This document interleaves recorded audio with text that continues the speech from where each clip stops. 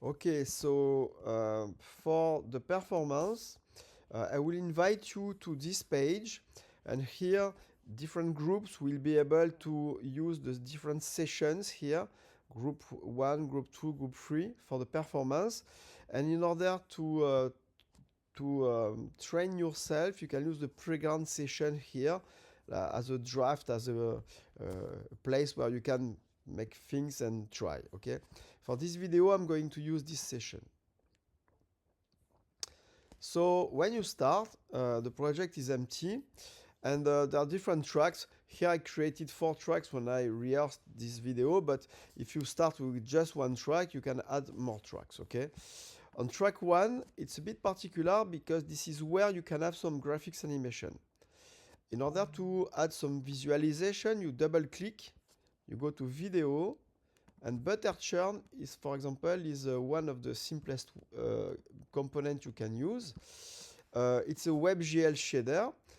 You can select the animation in the menu, but in order to see it, you need to connect this to the track output.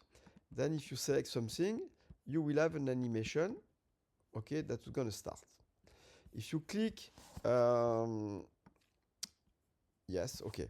So if you want to make some music here and make the graphics react, I recommend to have a drum track. So the drum track, you double click, a drum installation. So you first start by choosing an instrument, and I recommend using the drum computer. This is for drums. You connect this to the audio output, the track output, and in order to make it play some notes, you need a note generator. I'm going to use the piano roll that I will connect to the drum sequencer. So you click on the red square here, select connect. There is a small wire here, and instead of displaying the piano roll, the piano keyboard, it displays the name of the different samples. So I'm selecting a kick here, and I play.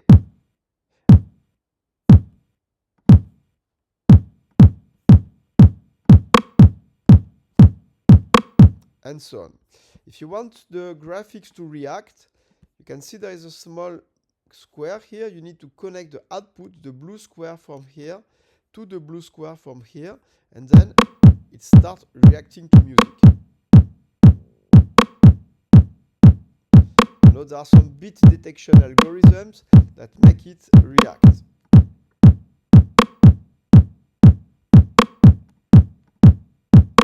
If you want to display it full screen, so this is the full screen is useful if you are projecting in a room, for example, using a video projector or an HDMI output. So of course you can add audio effects here, and you can do better than what I did. You can even use a MIDI keyboard. So let me run a virtual MIDI keyboard here for the sake of the demonstration. MIDI keys is a virtual MIDI keyboard, and I can add a component called MIDI input, and in that case the component needs to be created after you plugged your devices. It's not there is no hot reload. So I select the keyboard, and I can connect the keyboard, the MIDI input, so my keyboard, to the piano roll. Then my keyboard, I will be able to record things here. So let me clear the pattern and show you how it looks like. I keep just this. I need first to play in record mode, to arm the record here, and now it's a looper. So if I press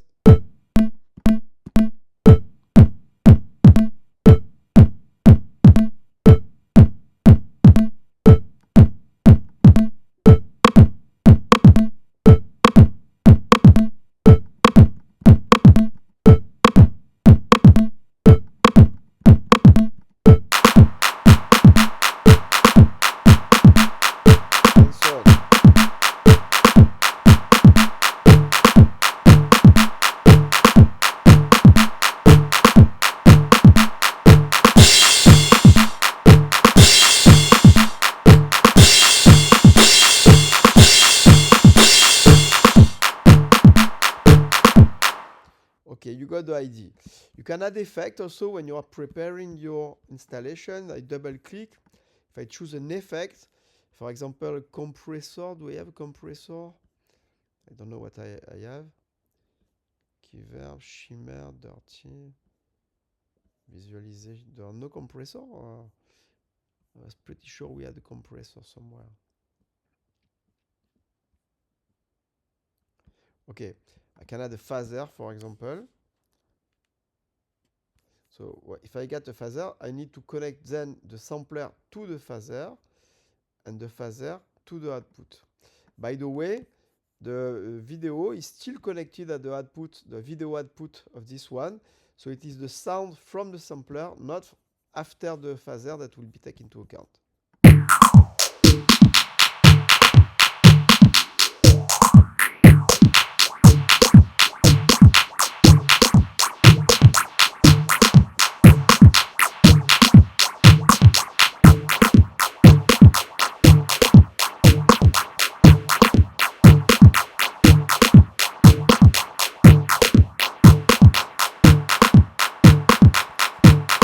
So you've got the ID.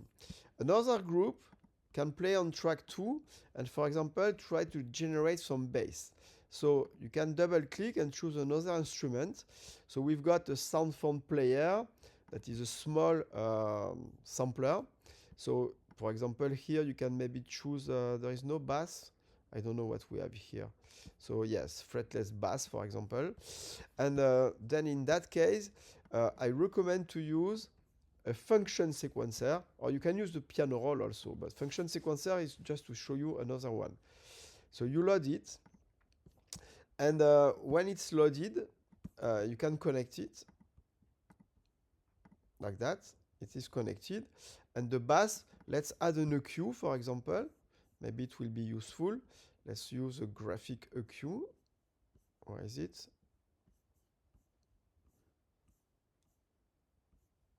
Graphic equalizer.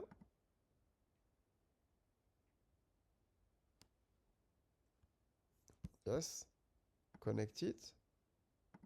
Connect this one to the output. And here you can enter, some, this is the pitch of the notes. This is, I want them to be played. Here you have the mode, so you can choose different modes. And you can also add steps or delete steps, but this is not so useful. Sorry, this is for sliding. This is if I want to play the notes. And one fun thing, or if I play a look.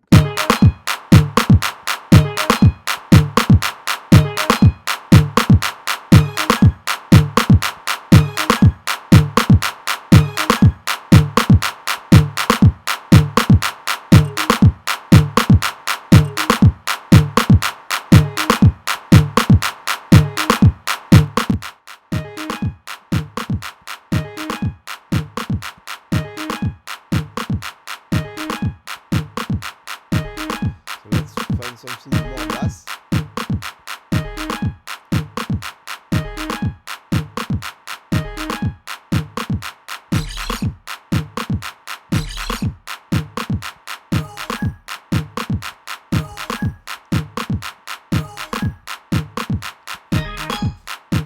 And what is fun is that you can also use some randomization.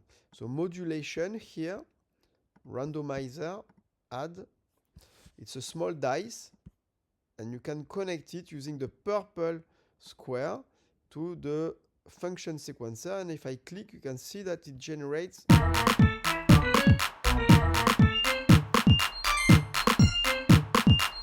then, if you want to play the different steps, you need to click here.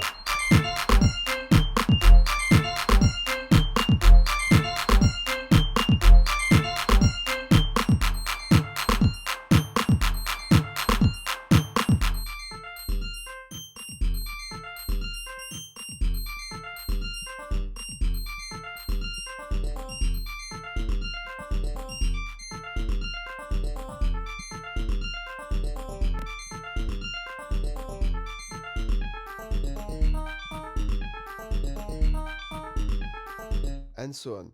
So the modulation stuff is also useful on the first track if you want to make some crazy animations. So let me zoom out a little bit. So if you want to modify like video effect instead of audio effect, double click, go to video and video shader. In that case, you've got a modulation. I don't know why the UI is not at the right size, but you can resize it. And if you connect the video output to the video shader and the video shader to the track output, then here you've got plenty of stuff you can do. Add noise, you know, distortion. Distortion will make some waves, you know. You can adjust the speed of the distortion. You can adjust add some scan lines, you know, scan intensity, scan line offset. Yes. So this is simulate a CRT screen. And then if you want to have, for example, the scroll moving music, add a modulator. Double click, modulation, step sequencer. This is a step sequencer for the modulation. And then, okay, this is it. It is here. So you connect it using the purple square. You connect it to the shader. Let me zoom in a little bit. And then from the menu, you will find all the parameters from the component that is being connected. This is the modulation target, and this is the modulation source. This is the modulator. So I want to change the scroll. Here I give the value. At the beginning it's here, maybe in the middle it's here, and at the end it's here. Let's play. You see? Or you can add some more steps. Or you can also smooth the movements like this. It will have an acceleration, you know. And here I can change another parameter. For example, the noise level will be low here and super high here. You can see that sometimes there are noise, sometimes there are no noise. And I can add other parameters. I need to resize the window, but here I can change, for example, the distortion. I want distortion to be maximal half of the time. And so on. So you see, you can modulate in real time many parameters. The slew means I want to the changes to be smooth. Okay. What you can do also, if you go to another track, is of course you can try all the other instruments, like the Spectrum, for example. Is interesting. So let's add something that will generate random music. So you add a MIDI note generator function sequencer. You add it, load. And what is interesting, you connect it. Connect. I'm going to add some ambient reverb after.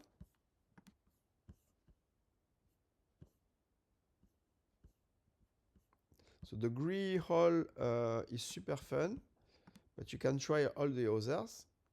Okay. So I'm connecting this to the Gree-Hall and the Gree-Hall to the audio output. And then instead of keeping it like that, you know, I can enter notes here, and I can click on them to be played. And if I press play,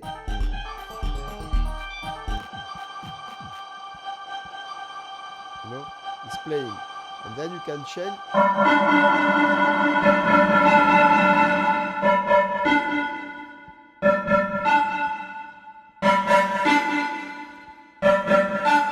Okay, it works. But what is fun is instead of using this default mode, you can click here and do load preset, factory, and then use the Turing machine. You can see load.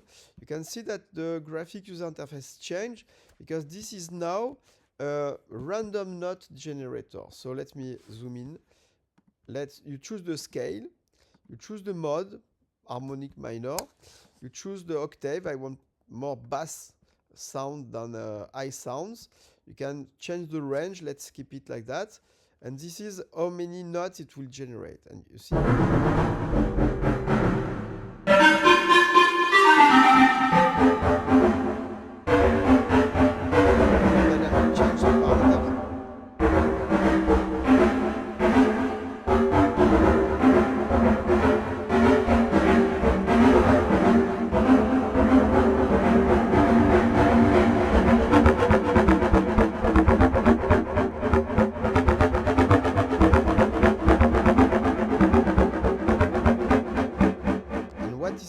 that you can have more than one.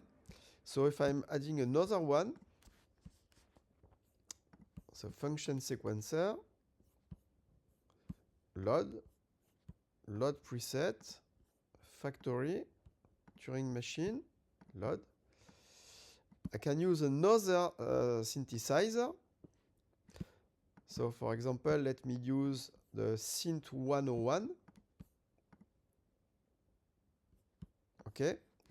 So I connect this thing to the Synth 101, the Synth 101 to the Griol that is connected to the output. Let's choose the same key, but maybe another mode, and maybe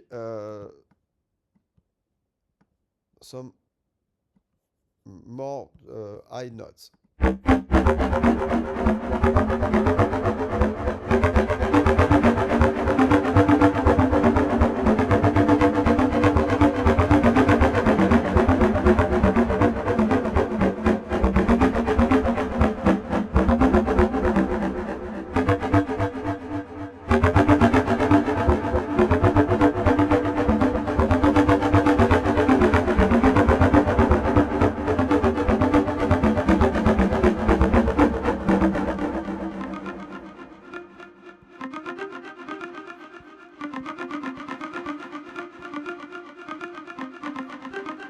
If I disconnect this one to hear just the new one,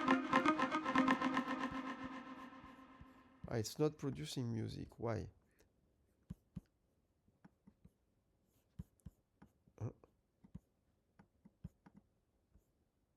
I need to play.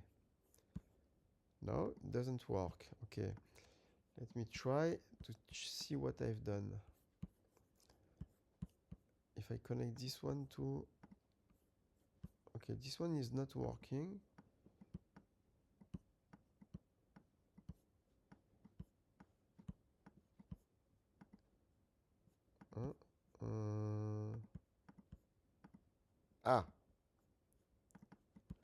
No, I don't know why this one is not working. So, okay, let's take another one. So I can go to For Developer and, for example, use... which one do we have? Okay, I can use the Prophet 5 that I showed during the class. So I leave this 1 second or two so that you can get this URI. Add. So in that case, if I connect to the Prophet 5 to the Griot.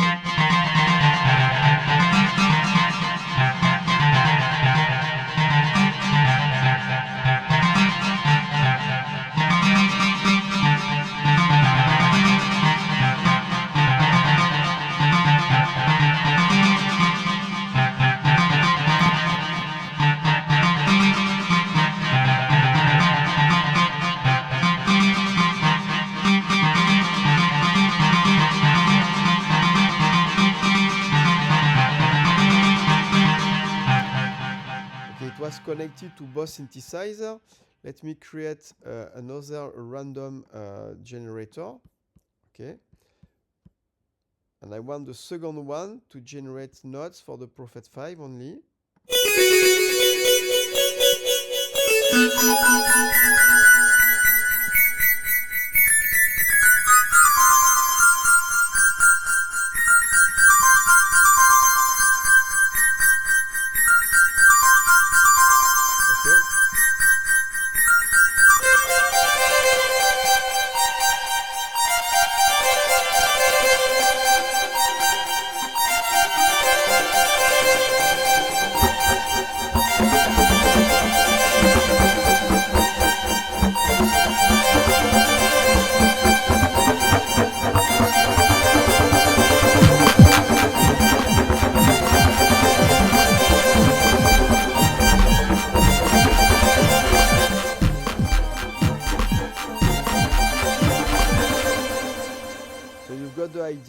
So you need to experiment with all this kind of stuff. You need to spend some time playing with the synths in order to be used, and you need a good connection. Okay, I will stop here. I don't know why the Synth 101 didn't play. Maybe the notes were out of range, because I know the Synth 101 has a limited range of notes it can play. Let me try. No, it should work. Okay, I don't know why it didn't work earlier. Okay. And also spend some time experimenting with the demos here. You know, there is one demo here with several tracks. You can just visit it and try to guess how things have been done. If I click reset, it will reset to the demo version. Okay, and here you can see that we got some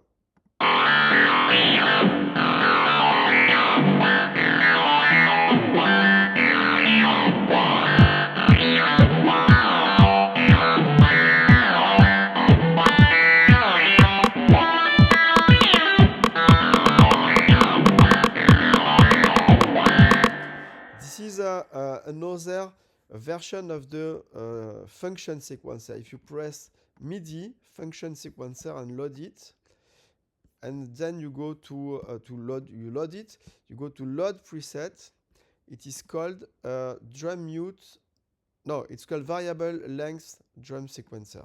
You can see that it says you need to connect me to a drum, connect to MIDI device with custom notes. So if I connect this to the drum sequencer, then I've got a sequencer specially tailored for drums. It's a bit different than the piano roll. It's used differently. So what is quite fun is that you can add steps, remove steps, and you can connect it to another version of the step sequencer called drum mute plus chains. And here, if you do that, it will sometimes mute some notes.